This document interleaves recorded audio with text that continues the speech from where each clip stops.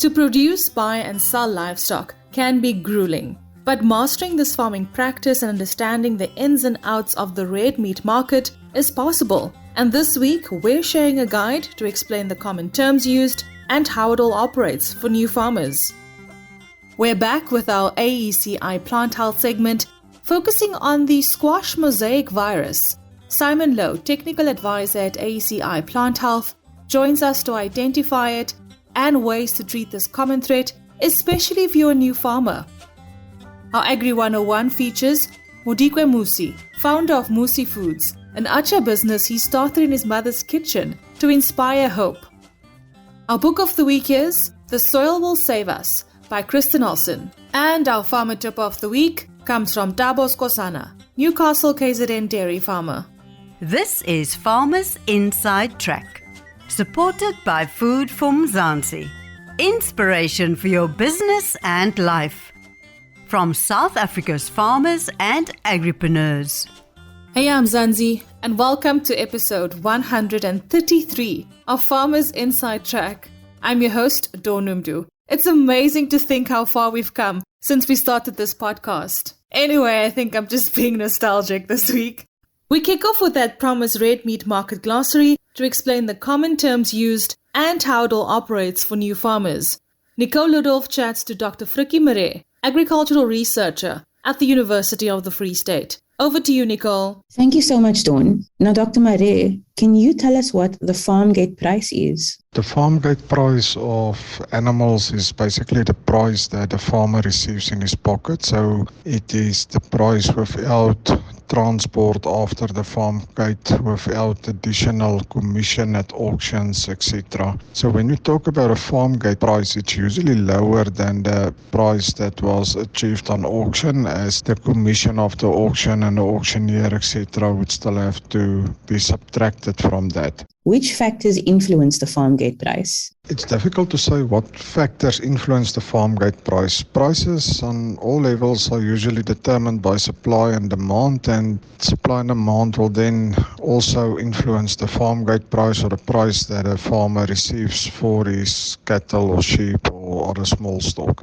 So what can have an influence on the Farmgate price versus the market price is usually excessive transport, where you have to transport animals for quite a far way, and that cost must be subtracted from the market price that you get, or where the commission of auctions is quite high. So it's basically factors that increase the price after the animal have left the Farmgate. Please explain what a dressing percentage is. Dressing percentage is the percentage of the carcass weight divided by the weight of the live animal. So it basically shows you the yield in carcass which a live animal will deliver. So if you say the dressing percentage of a calf that was slaughter ready is, for example, 58%, it means that the cold carcass weight was 58% of the live weight of the same animal. Finally, can you please clarify the difference between meat grades? For example, A2 lamb and A3 lamb. In South Africa, we do not make use of a carcass grading system, but rather a carcass classification system, as we only classify animals in terms of age and the amount of fat on the carcass. So in terms of carcass classification, you will see a letter as well as a number. The letter is the age of the animal, and it can be A, B, B or C, where A means no permanent teeth, AB 1 to 2 permanent teeth, B grades are 3 to 6 permanent teeth, and then C grades is animals with more than 6 permanent teeth or incisors. So the number then associated can range from 0 to 6, where 0 is no fat on the carcass and 6 is an excessively overfat carcass. So the most consumers demand a fat grade 2 or 3 on a carcass. So 2 is lean and 3 is a medium amount of fat. So if you purchase lamb that was graded as A3, it's basically a young animal with no permanent decisions, and it has a medium fat thickness. And if you purchase a beef carcass that is branded as C6, it's an old animal which was excessively overfed. Thanks, Nicole. And great having you here on Farmers Inside Track, Dr. Frikkie Maree, agricultural researcher at the University of the Free State. We now change gears from red meat market glossary to plant health. We're back with our AECI Plant Health segment, focusing on the squash mosaic virus. Simon Lowe, technical advisor at AECI Plant Health, joins us again to identify it and ways to treat this common threat, especially if you're a new farmer. Simon, it's great to have you with us here again on Farmers Inside Track. Now, in this edition, we're tackling the squash mosaic virus. Let's start with a breakdown of the virus itself, that I understand is seed-borne, affecting squash and melons, right? When they feed on infected plants. Unlike other viruses affecting squashes, the mosaic virus is not transmitted by aphids. Now, how does this virus affect the crop and especially production? In many cases, the disease does not kill the plant, but reduces the size and number of leaves, which decreases fruit production. Symptoms include molted leaves, raised dark green blisters on fruit and rapidly dried out stems. Fruit produced from infected plants often have unusual color patterns, ring spots, and may also be malformed. What are some of the control measures farmers can implement to mitigate the risk and manage the virus?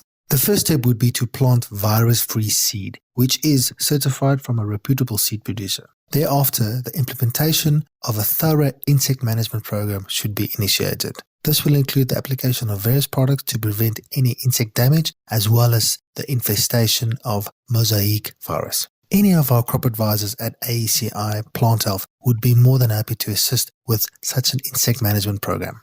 And then any final tips for new farmers when dealing with this virus? Regular inspection of your crops is critical to prevent the infestation of any disease, but with mosaic squash virus, a proactive approach to insect management should ensure a profitable crop yield. Thanks once again for joining us, Simon Lowe, technical advisor at AECI Plant Health. For more on this, visit www.foodformzansi.co.za. You can also go to our previous segments with AECI Plant Health for all things when it comes to keeping your plants and crops healthy. Next up, our Agri 101 features Modikoe Musi. Founder of Musi Foods and atchar business, he started in his mother's kitchen to inspire hope. Modikoe, it sounds crazy, but you actually started this business in your mom's kitchen. What sparked the idea? As lockdown hit us hard and we went into stage 5 lockdown, I used to do a few live sessions with an entrepreneur that I also met on Instagram. His name is Londolani. And we try just encourage and motivate people. And even though we are in a chaotic situation, there is opportunity. So from our live sessions, we ended up opening a charity organization, raised R1 million within a month of running that charity organization. And from there, we started giving back to the community. And then in one of our live sessions, he proposed a challenge to me that said, listen, try start a business during lockdown level 5. You've got no funding. You've got no support, no offices, nothing. Just try start something and prove to people that there is hope. And that's where the atchar idea came. I went into the house and I saw my mom making atchar just out of something to pass time with. I thought to myself, you know what, with all of my e-commerce knowledge and everything I've learned with building online businesses, this is a product that I can actually take and sell to the public. I don't need a shop. I don't need offices. I can make the product at home. And then I can get courier vehicles to come pick it up and drop it off at customer houses. So we then started the business, and using various social media platforms, we managed to scale and grow it into a 6-figure business within the first few months of running. And yeah, that's the background of how Musi Atchar was founded. Tell us about the manufacturing and production process. If you buy generic atchar from any general retailer, you'll find that the mango is not that hard-skinned, raw mango that you get. And you find that the flavors as well, they've got a lot of ingredients that take away from the original atchar taste. So in our manufacturing process, we partnered with local farmers and we established a relationship whereby they will give us the mangoes just as the season hits. And from there, we've got our own seasoning and our own manufacturing processes that give us the product that we sell. But yeah, everything was done from our household. All of the packaging, the product creation, the recipes, it was all done in my mom's kitchen. So currently it's just my mother and myself, Modikoe Musi. She's the head of operations. She's got a smaller team that she works with for the manufacturing. I do is all of the online operations. So I set up the websites. I make sure we have orders. I make sure customers are happy and we're going viral on social media. That's all my job. Now, many of the agripreneurs we feature here on Farmers Inside Track often face setbacks. Tell us about some of the challenges that you faced. Because we are a very small team and both my mother and myself have jobs that we work, when we scale the business too rapidly, you find that we've got too many orders to actually manage. So we honestly do need a bigger team as it stands and better manufacturing facilities and production facilities. Because like I said, it's just her and a small team cutting the mangoes themselves, spicing them themselves and packaging themselves and making sure everyone gets their order within 3 working days. We try to deliver as fast as possible, but again, we need facilities and a bigger team to reach the bigger goal, which we're getting there. Now, besides Musi Foods being a 6-figure atchar business, what keeps you motivated? The more successful I can become in business, the more I know I can help other people from a job creation perspective and from a charity perspective. A lot of the money that we make with atchar, I donated back to the charities. A lot of the money I make in my personal job, I donate to charity. Also, when we did the whole lockdown run, my entire salary was donated toward the food parcels and everything. So my biggest motivator is seeing myself being able to help others. And before we let you go, you have to give us some tips for other agripreneurs. The first one is a tip that I got from Vusi Tembekwayo, and it says, don't be scared to start small, but never think small. I think a lot of the time we see what we have and we think to ourselves, this won't be enough, or I need funding, or I need this. And we create so many mental barriers to starting. Whereas if we just started with what we have, we could still scale at a later stage. I think the biggest roadblock with many entrepreneurs who want to get into business is just getting over that starting block. The second one is you will fail. Definitely. You will reach points where you don't reach your targets. Your customers aren't happy. The business will have problems. But if you carry on pushing through and if you carry on motivating yourself, it will all be worth it in the end. So don't give up in the beginning because of the challenges you face. The third one is your product is not as good as you think it is. There will always be someone better than you. But if you have a consistent desire to improve and better yourself, you will also make it. The fourth one is just always believe in yourself. No matter the situation or circumstance, just always believe in yourself. Thanks so much, Modikoe Musi, founder of Musi Foods and Atchar Business. Next up, and before we let you go, is our book of the week, The Soil Will Save Us, by Kristin Ohlson. Caroline Sampson reviews this book for us. In The Soil Will Save Us, Kristin Ohlson explains the carbon cycle and interlinkage of plants, animals and soil. She traveled extensively to interview and see some of the results of regenerative agriculture and is able to convey the technical information in a very accessible manner. A fascinating book about the nexus of soil, food security and global warming. Agriculture is not just about farming.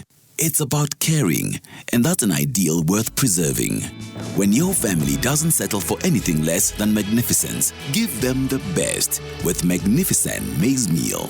On the field or in the classroom, Magnificent helps your family perform magnificently. Magnificent is a product of VKB Group. Visit vkb.co.za or like our Facebook page for more. VKB, for the love of the land.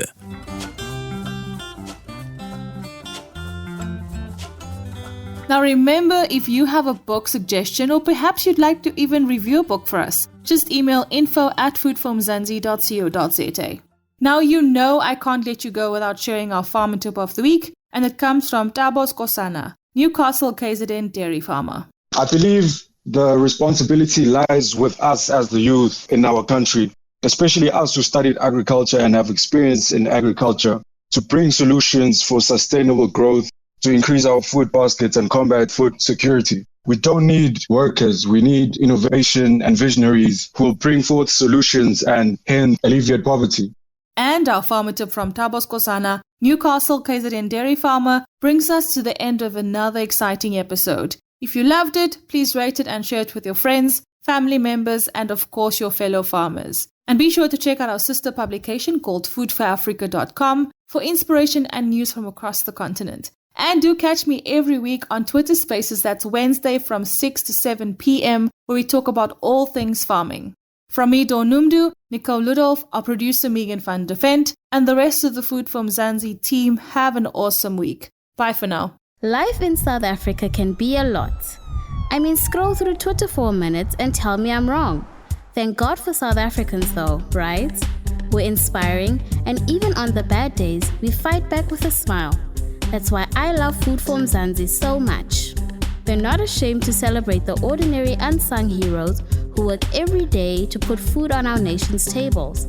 Go to foodformzansi.co.za and never miss an inspiring story.